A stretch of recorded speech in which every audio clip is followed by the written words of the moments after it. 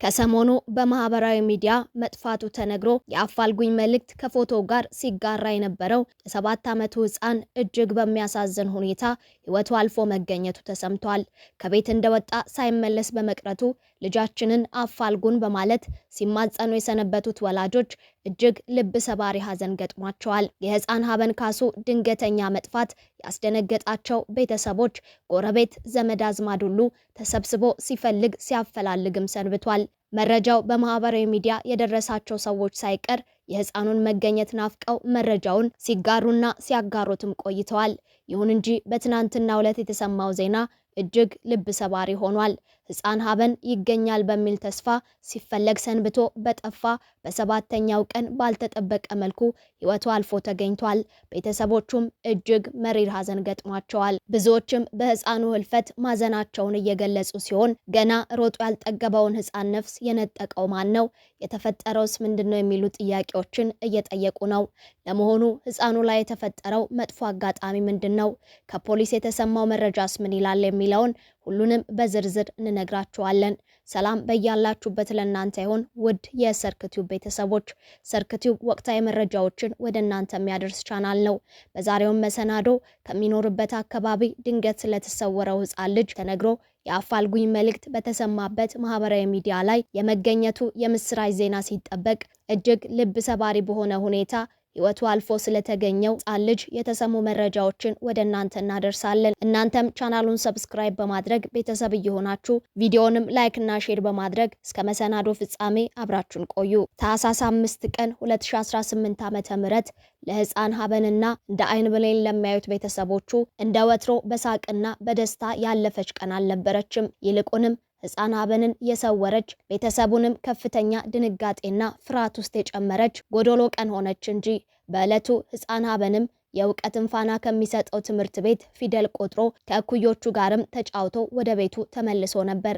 የትምህርት ቀናት መጨረሻ በሆነው አርብ ቀንም ከአስተማሪዎቹና ከጓደኞቹ ጋር የእረፍት ቀናት ቅዳሜና እሁድ ተጠናቀው ሰኞ ለመገናኘት ተቀጣጥረው ወደ ቤት ይመለሳል። የህፃን ሀበን ወላጆችም የእረፍት ቀናትን ከልጃቸው ጋር ለማሳለፍ ቢመኙም በዕለተ ሰንበት የገጠማቸው ነገር ግን ፍጹም ያልጠበቁትና አስደንጋጭ ክስተት ተፈጠረ። እሁድ ታህሳስ 5 ቀን 2018 ዓ.ም ጠዋት አብሯቸው ቁርስ በልቶ እንደ ወትሮም በልጅነት ጨዋታ እዚህም እዛም ሲታይ የነበረው የ7 ዓመቱ ህፃን ሀበን ከሰዓቱን ከግቢ ወጥቶ ይቀራል። ከአሁን ይመጣል ተብሎ ሲጠበቅም በዚያው ጠፍቶ ይቀራል። በዚህ ጊዜ በእጅጉ የተደናገጡት ቤተሰቦች ፍለጋቸውን ይጀምራሉ። ይገኛል ብለው ባሰቡት ይሄዳል ብለውም በገመቱት ቦታ ሁሉ አንድ ሳይቀር ያስሳሉ። ነገር ግን ልጅ ሀበንን አየው የሚል ይጠፋል። ጎረቤት ዘመድ ተሰብስቦ የአካባቢው ሰው ነቅሎ ወጥቶ በሰፈር በመንደሩ ቢታመስ ህፃን ሀበንን የበላ ጅብ አልጮህ ይላል። በዚህ ጊዜ ጭንቅ ውስጥ ያሉት ቤተሰቦች የህፃኑን መጥፋት ለፖሊስ ያመለክታሉ።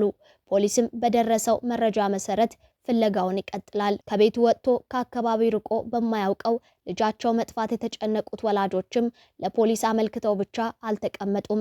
ይልቁንስ የልጃቸውን መጥፋት ጠቅሰው ከፎቶ ጋር አድርገውም አፋልጉን ሲሉ ጉዳዩን ወደ ማህበራዊ ሚዲያ ያመጡታል። በሰሚት 30 ሜትር ይኖር የነበረው የ7 ዓመቱ ህፃን ሀበን ካሱም በትናንትናው ዕለት ታህሳስ 5 ቀን 2018 ዓ.ም ከቤት ከወጣ በኋላ አልተመለሰም። በዚህም ቤተሰቦቹ ጭንቅ ውስጥ በመሆናቸው ይህን ህፃን አፋልጉን የሚል ተማጽኖ ያዘለ መልእክትን በማህበራዊ ሚዲያ ተጋርቶ ብዙዎችም እየተቀባበሉት ህፃኑ ተገኝቶ ከቤተሰቡ ጋርም በሰላም እንዲቀላቀል መልካም ምኞታቸውን ሲገልጹም ሰንብተዋል።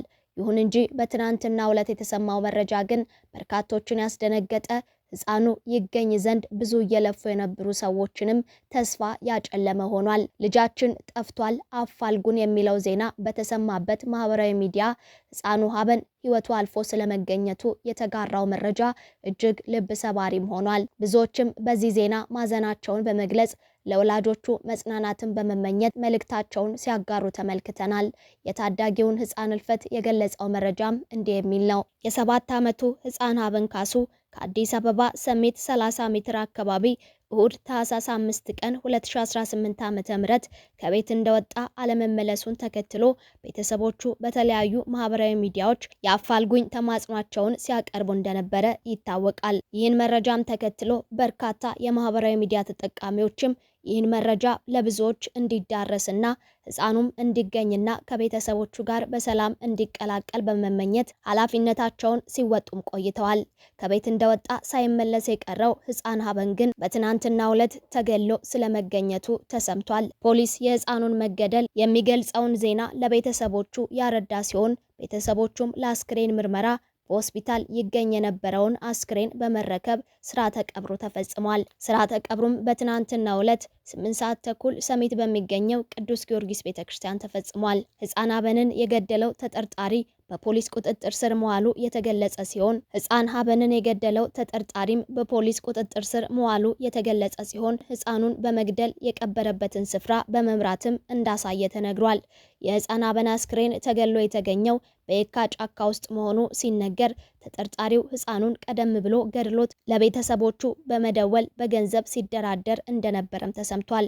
ፖሊስ ወንጀሉን የፈጸመውን ግለሰብ በመያዝ በጉዳዩ ላይ ተጨማሪ ምርመራ እያደረገ እንደሚገኝ የተገለጸ ሲሆን ምርመራው ሲጠናቀቅም ሙሉ መረጃውን ለሕዝብ ይፋ እንደሚያደርግ ተነግሯል። ከቅርብ ጊዜያት ወዲህ ሀገራችን ላይ እየተፈጸመ ያለው ሕፃናትን የማገትና የመግደል ወንጀል እጅግ አሳሳቢ ደረጃ ላይ መድረሱ እየተነገረ ባለበት እንዲህ አይነት ዜና መሰማቱ በእጅጉ የሚያም ሆኗል። በርካቶችም ምርመራው በፍጥነት ተጠናቆ ወንጀለኛው ተገቢውን ቅጣት እንዲያገኝ፣ ለሌሎችም በዚህ ተግባር ላይ ለመሰማራት እያሰቡ ላሉ ሰዎች አስተማሪ እርምጃ እንዲወሰድበት እየጠየቁም ይገኛሉ።